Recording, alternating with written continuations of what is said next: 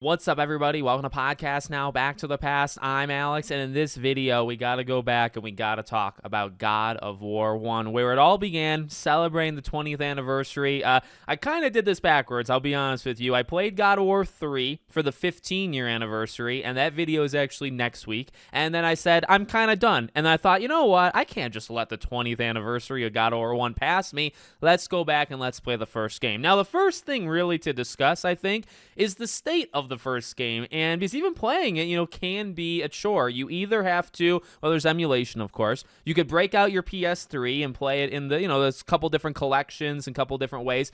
There is one, though, that is, somewhat easily accessible to everybody, and of course, it's playing it through PS5 and what was once known as PS Now, right? Streaming the game through the cloud. Now, I will be honest with you, that is the choice that I picked, and I'm not thrilled with it. It wasn't a 100% pleasant experience, but that's more of just like a jab at that experience. But I did just want to throw that out there, like, if you're watching the gameplay, I was playing it through streaming. There were some hiccups. It's a lot better than it once was. I played it when it first, came out with PlayStation, and my dear God, it was terrible. It's still not ideal, but that's one thing I just want to throw out. Please, for the love of God, I know we talk about a remake. I know we talk about a remaster. If anything, if there's ever one reason to do it, it's just to make it more accessible, because streaming it is not the most, that's not the greatest way to go for preservation, which you guys know, we talk about a lot here. Okay, God of War 1. Is it as good as I remember it being? Does it still hold up now? The answer is mainly yes. Mainly, mostly, whatever word you want to say. There are some things I would change, and I'm going to do a separate video, probably a podcast now, and talk about, if I were to make a God of War 1 remake, what are some things that I would change or add to it? I think the game is extremely good. I think the game's got so much going for it, and I think this is I really do think it's a perfect example of one of those games, and we talk about it a lot, where you almost need that first game to be subpar in certain areas, or just a subpar first game. Now, I don't really think that's what this is, but, a game that clearly has established something that really stands out, and we're obviously going to talk a lot about that in this video, but you really need more. You need that sequel to be able to help it out, and it's oftentimes what games don't get nowadays, right? You make a 7 out of 10 first game, you might never be able to make a sequel, and that sequel can be a freaking 10 out of 10 masterpiece. You look at God of War 2, regarded as one of the best everything, one of the best God of War games, one of the best PlayStation, PS2, God of War, anything, right? It really, it stands out really well, and then you think about God of War 3, that's my favorite God of War in the whole franchise, including the newer ones. You needed one to really establish things, and not do it, I think, perfectly, but establish it so you can get what you were eventually going to get. So I just wanted to throw that out there, because I think a lot of games fall in that. I mean, we've covered like Infamous before. I think that's a similar situation. You needed the first game to be a little rocky here and there, and then you improve upon it, and that's really what God of War 1 is. It's a game that's insanely fun. It's a game that I did forget, and especially because, again, in a way, I actually think this was better for me. I played 3, and I've played 3 like 7 times, so it's one of my most played games, I think, of all time. So I played 3, beat it, freaking love it, just like I always do. Then you go back to 1, and you say, all right, what am I expecting? Well, I haven't played 1 in an insanely long time, like 10 plus years, okay? Long time. So, all right, I don't remember. Is the gameplay going to hold up? 3 is, I think, just kind of the peak of the quick time and just the hack and slash, just all the styles of what this game is trying to do, the franchise at the time. That was the peak. And if there's one thing that I would not change literally at all about God of War 1, is that the powers are awesome. It's kind of the originating powers, but they're awesome. The hack and slash, I mean, it's limited. You have 2 weapons, but, it's really, really good. The chains are fantastic and leveled up. I will say it's harder. It feels harder. You feel not so powerful in the beginning. You really have got to dodge. You really have got to block, and it's not as responsive and not as like clean as God of War 3. We're going to skip God of War 2 because I just didn't play that, currently in this timeline. So, there are some, rough things, around the edges, but generally that hack and slash, when you're leveling up the chains, levels 3, 4, it feels really good. Like you deal a lot of damage. Another thing, creating all these enemies. See, this again is where when you establish this game, like what stands out, what allows it to get a second game? Well, the combat's awesome. The combat always feels really, really good in this game. And then just what it's trying to do. The story, while the story is kind of scattered, and while the story, it starts at the end and it kind of fills in the gaps, and Kratos is, getting the visions or the memories, as the game goes, it's told in a little bit of a different form than really you're used to. I don't know how many games would do that now. Clearly, no God of War game, at least mainline one, has done that since, right? It was really that first game. So I love that. I think it is it's honestly a pretty simplistic story when you think about it. And, you think about the length of this game. This game is only 4, 5, 6, 7 hours. It's really not that long. There's one issue that we'll talk about that I think is like the biggest issue of the entire game.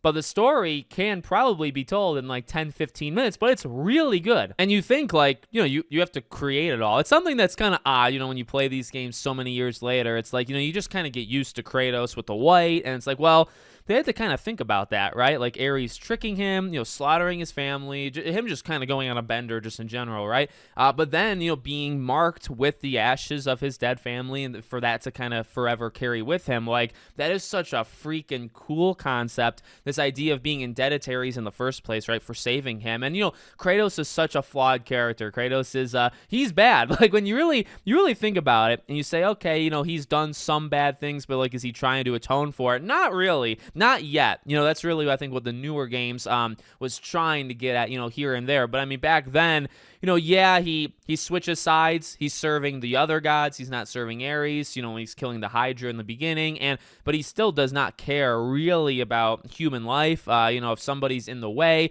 if somebody is not going to open a drawbridge for him, that person needs to die. And it's as simple as that. And he's going to find a way to do it. So, like, that's what this game is. And it's almost refreshing to get, not that, like, that's I think the greatest version of Kratos. Again, God of War 3 is my favorite. And God of War 3's Kratos is also my favorite because I think that just has it has such a brutality to him, but it also, because of Pandora and the idea of hope, he doesn't really, like in this game, he's depressed, he's remembering everything. The entire quest, right, is, well, I'll serve the gods, but now I'm kind of tired of it. I just want to kill Ares. And if I do that, they'll forgive me of my sins. But then you remember the beginning, and then obviously the story tells you, okay, well, there's that one more thing, right? His whole plan was literally, I need to do this. I need that closure. I need forgiveness from the gods, and then I'm just going to go out. I'm just going to jump off the highest cliff, in all of the land. So that's all it is. And I think that's very smart. I think, again, that's very simple, but actually very powerful.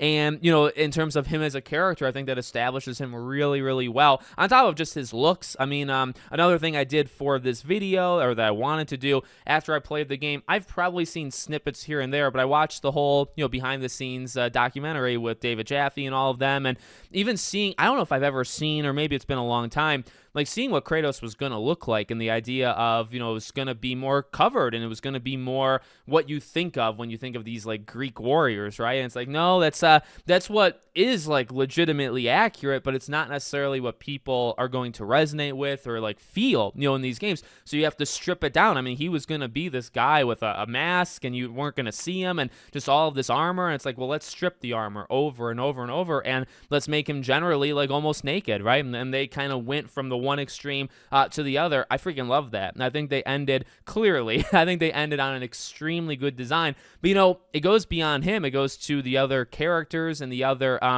enemies as well. I mean, you think again about where this franchise goes. So many of these enemies are just kind of thrown at you. And in that way, it's definitely a little bit more messy, right? Throughout the game, you're just introduced to these enemies. Sometimes they'll have like a cool little cutscene where they're introduced, and sometimes they won't. And then they attack you, you defeat them, and then they just kind of build up, over time. They stock the like the enemy arsenal. By the way, while I'm talking about the visuals, because Kratos looks awesome, the enemies look awesome, I have one other thing I want to say. But also, in terms of the visuals, 2005. Okay, now again, I think when you're streaming it, I believe you're playing the remastered whatever version of PS3 or whatever. So you're playing a slightly up-resed version versus the 2005. But when you have those like legitimate cutscenes, and it's kind of like very close to Kratos, or I'm a big fan of, you think about like Sly Cooper or Infamous, some of those like comic strip like things. I freaking love those, and they do it a little bit here as well, right? When basically when they're telling the story of the kind of the past, right? Kratos going on his war path, and him having to call upon Ares.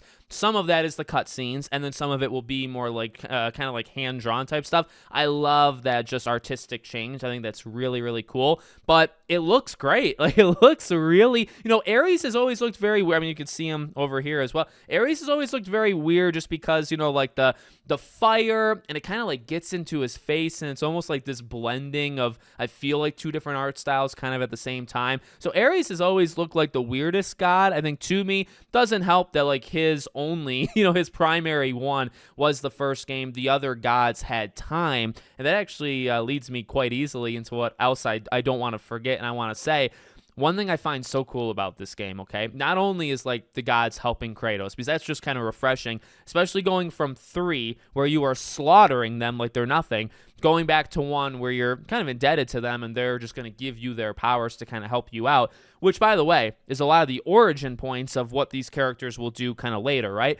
But like seeing them in the wall, right, and having like the kind of like the Power Rangers type vibe going on, which I forgot about. I forgot about that. But having them talk to you, I think, is very cool. And also just their look. Like, you look at what Zeus looks like, what they think he looks like in 2005 in the wall. The biggest one to me is Hades, okay? If a game can really make its mark on me with, like, the enemy or the character, like, visuals, like, that's almost an underrated aspect to me. I freaking love the way that so many of these enemies and so many of the gods look in God of War, starting with 05 and going all the way through Ragnarok, okay? When I think about God of War 3, I think about them kind of lining up in the very beginning of the game. I feel like that's one of my favorite moments in all of gaming, just to see them. Because, like, have you ever seen them in that situation? And just at the time, it was the coolest and the most, like, cutting-edge technology, especially playing it as, like, a 12-year-old.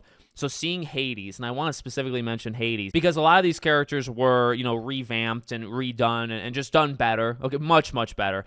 Hades is such an interesting one because you see like his statue in God of War 1. So many of these things are puzzles, right? You see his statue, you see him in the wall, you know, when he's talking to you. And it's like you go from that, especially the statue, because it's like it feels like they had a pretty good idea of what Hades, Poseidon, and Zeus would look like. And Poseidon and Zeus don't change as much, at least to me. But Hades just looks so wildly different from when you see him and talk to him and all that stuff and see statues or illustrations on the wall from just 5 years, by the way, right? God of War 1 to God of War 3. It's so freaking different. I just want to kind of shout that out because I think Hades is probably the coolest. Even though his boss fight's actually one of the weakest ones in 3, his design, I think, is the absolute coolest or just the absolute best that maybe they've ever done. Just like point blank. So it's just interesting to see that kind of evolution, you know, of that. But you see that all over the freaking place. I mean, like Zeus, Poseidon, Athena. Athena stays pretty close, actually. She's probably the one that does stay the closest. Kratos, obviously. But it is just incredible to see. And again, this is what I'm talking about. This is, you have a cool idea. These are cool freaking characters, right? These are cool looking characters. And sometimes that's all you need.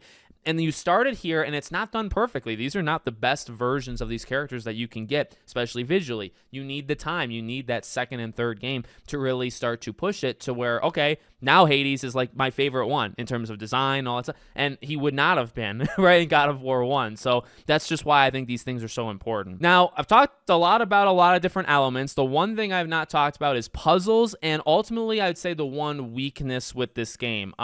There's kind of two weaknesses. They tie into the same thing. So puzzles, I think, are fine. I think there are actually some pretty clever puzzles. There's a couple of them that are actually cut as well. You think too, I think some of those like elevator, like the movement puzzle, the big one that they took out almost last minute, or I think they showed it to press at the time as well, where basically, and it's actually quite common nowadays in games, there's a platform, you're on it, and it moves in all sorts of directions, and you just have to stay with it, right? Sometimes you're going to have to get off of it, then you're going to have to get on it, you know, at some point. And they had designed it where it was different things at play. You would get off of it, and you could go down one path where you'd have to fight more enemies and then get back on, or another path you'd get off of it, have to do platforming and get back on. So there were probably some things that would have made the pacing a little bit better, and that's another one of the bigger weaknesses, I guess, I'd have of this game. But puzzles, I think, are overall good. It's just the middle portion of this game. Really, man, I don't even know what to say. Like, the 35% to the 90% are insane, what they were trying to do. And this is where, if I'm remaking it, I'm really going to change up a lot, you know, with this section. Again, I'll do a video on that. Basically, the quest for Pandora's box, okay? Now, the issue with having a game that only has like a 10 or 15 minute story, although cool, although impactful, you know, all those things, I stand by what I said. The issue, though, because sometimes it's not all good, The issue is you have to space it out, right? You can't literally have a 10-minute story. Otherwise, the game would be 10 minutes and you'd be done. So you have to space it out. You have to, throw roadblocks in, throw things in that would get Kratos off the main path. The actual funny thing is they don't really do that. He is always on the main path, but then it's okay. To get to Pandora's box, you must do roughly 3 hours of platforming, fighting, and puzzles. Just over and over and over. And some of these things are going to kind of link, like you don't have to do everything in order. There's actually some intricacies there that make it complex, like more complex, I would argue, than it needs to be, but it's still complex. The issue, though, is just, man, it drags. It drags and drags and drags. And, the beginning, you have the Hydra. You have bosses here and there. There are not enough bosses, I feel. And then, the last half hour, I think, is fantastic. Anytime there's, obviously, the story elements of Kratos remembering something, I think is phenomenal. Again, his tragic journey of being high and mighty, then needing a god's help, then being indebted to that god, then really losing himself and killing his own family, then completely switching, right, and saying, okay, I'm going after this guy, having to go with the other gods, and they help him, and this is it. This is the entire story told over 10 years, but it's told in maybe 15 minutes. Those are all great, and they do have those moments, and they do have them spaced out. And I think they actually have them spaced out enough. It's really, to me, the loop. The fighting will always be fun, but just puzzle after puzzle after puzzle. And it's again, I'm not kidding. It's 2.5 hours. You are on technically Kronos' back, right? Like climbing up that mountain. Now in the game, it's technically 3 days. So I guess it is accurate. I guess technically Kratos was up there for a freaking forever. They even say he's either going to accomplish the goal or die of dehydration or stuff. And it's yeah, actually I can understand that because I'm in this game for freaking forever. It's just, at the end of the day, it's that too much is just relied upon that one segment. They try to throw, you have Hades' chamber, you got some Poseidon stuff. You jump around different gods that are on this rock, but it's all taking place in the same little area. The beginning is really cool. Obviously, the Hydra is iconic. That's an iconic boss, and I would like to see what that looks like, with a remake of how much more epic you can make it, but it is